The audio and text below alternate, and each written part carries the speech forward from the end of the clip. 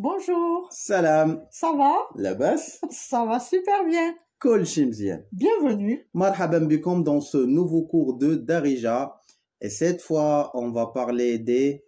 Différentes façons de dire oui. Si vous souhaitez soutenir la chaîne et notre travail, vous pouvez cliquer sur l'option Merci, choisir votre montant, puis cliquer sur Acheter et Envoyer, puis ajouter vos informations de règlement et cliquer sur Enregistrer.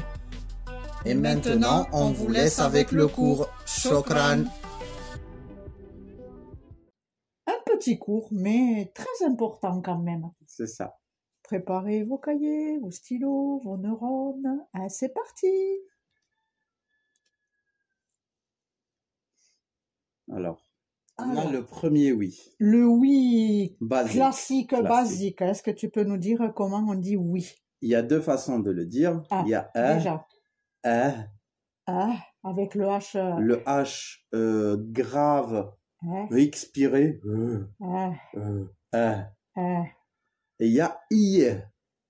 hier, Très bien. c'est vrai. Et cette réponse, on la pose sur les questions comme les questions à réponse oui ou non. Ah, ça c'est la réponse, oui, d'accord, à une Oui. question. Tu as D'accord. compris?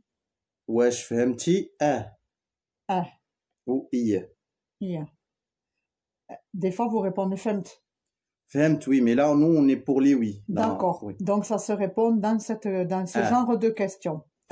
Alors, oui, Ou I. hier. Très bien. Tu as compris? Wesh femti?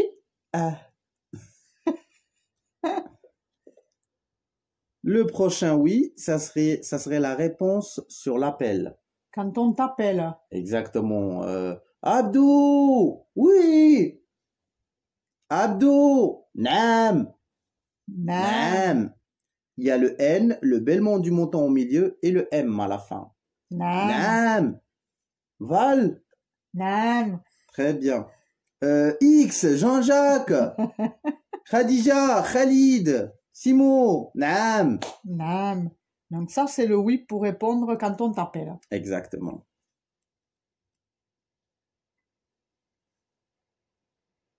Ah, Il y a un autre oui qui veut dire d'accord ou ok. oui. On répond waha. Waha. Waha. Ou même quand on a un ordre aussi, on répond waha. Waha. C'est ok, d'accord, oui. D'accord. Ferme la porte. Sed el bab. Mais si je te dis, tu me dis moi sed el bab, Sed el bab. waha. Donc, le sed, on appuie bien le double Il y a S. double S. Sed el bab. Waha. Et si je réponds hier? Non. D'accord. Parce que hier, c'est pour l'autre oui. C'est pour l'autre oui, pour confirmer. Et waha, c'est comme obéir ou être d'accord. D'accord. Ben oui, d'accord. T'es d'accord? Waha. Je suis d'accord. D'accord. Donc, oui, d'accord. Nous, on essaie de l'expliquer comme on peut. Après, à vous de l'écrire comme vous le comprenez. Exactement. N'essayez pas d'écrire comme on explique nous. Alors, essayez d'écrire de votre façon, comme ça vous vous en rappelez quand vous revenez sur vos petits cours. Un autre oui. Exactement. C'est le oui dans le futur. Peut-être. Ah, le oui dans non, c'est le oui dans le futur. D'accord. Parce que dans le futur, en fait, quand on dit oui dans le futur, on dit Inch'Allah. Inch'Allah se traduit si Dieu le veut. Parce que dans le futur, on ne maîtrise jamais, on n'est jamais sûr. Exactement. On ne sait jamais ce qui peut arriver. On peut mourir. Exactement. On peut avoir un accident. On peut en avoir une force majeure qui nous empêche de donner rendez-vous. Alors, Inch'Allah, ça veut dire oui, si Dieu le veut. D'accord. Et ça, c'est souvent dans le futur. Quand on se donne rendez-vous, quand on... Tu auras ça demain? Inch'Allah. C'est toujours lié au futur. D'accord. Donc, à demain. Ta l'ghadda. Heta el ghadda. Alors, si tu me dis ta l'ghadda, vas-y. Heta el ghadda. Inch'Allah. D'accord. Par contre, Inch'Allah, il y a différentes façons de le prononcer pour en revenir. Il y en a qui vont dire Inch'Allah. Parce que à la base, le vrai mot, c'est Incha'a Allah.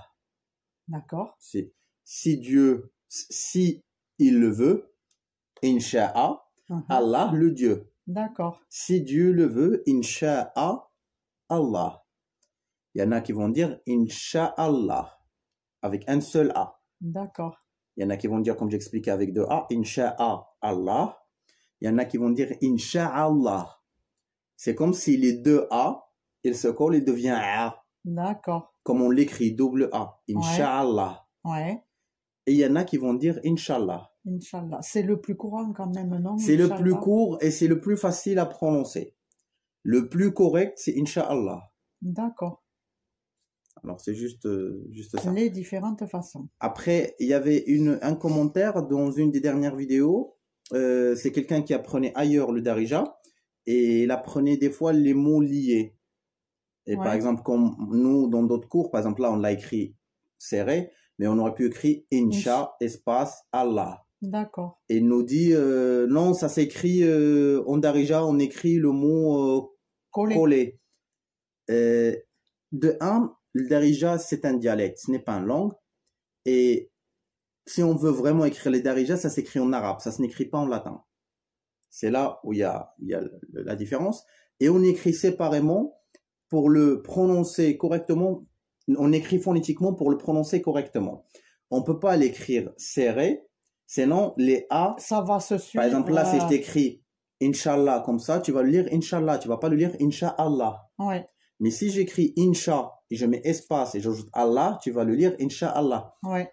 Et le plus important, c'est pas de l'écrire, c'est d'arriver à se comprendre et à la prononcer correctement. C'était juste la petite pointe pour expliquer pourquoi des fois on écrit les mots séparés, parce que un Marocain, par exemple, Hettel Redda, Hettel, il va l'écrire lié. Le L, il va aller avec Hta. D'accord. C'est ça? Et Redda tout seul. C'est là où ça finit cette vidéo. On espère que le cours était bien pratique pour vous et que ça vous aidera dans votre vie quotidienne au Maroc, soit pour le voyage, soit pour l'installation. Oui. Et on aimerait bien vous dire que si vous êtes intéressé par le voyage ou l'installation au Maroc, nous avons écrit 4 guides. Le premier guide, c'est le guide des conseils. Le deuxième guide, c'est le guide des circuits. Le troisième guide, c'est le guide de la cuisine. Et le quatrième, c'est de l'installation. Si vous voulez les commander, vous pouvez cliquer là. Et si vous voulez voir d'autres vidéos, cliquez ici. Et on vous donne rendez-vous chaque mercredi à 10 h du matin, heure de France. Beslama. Beslama.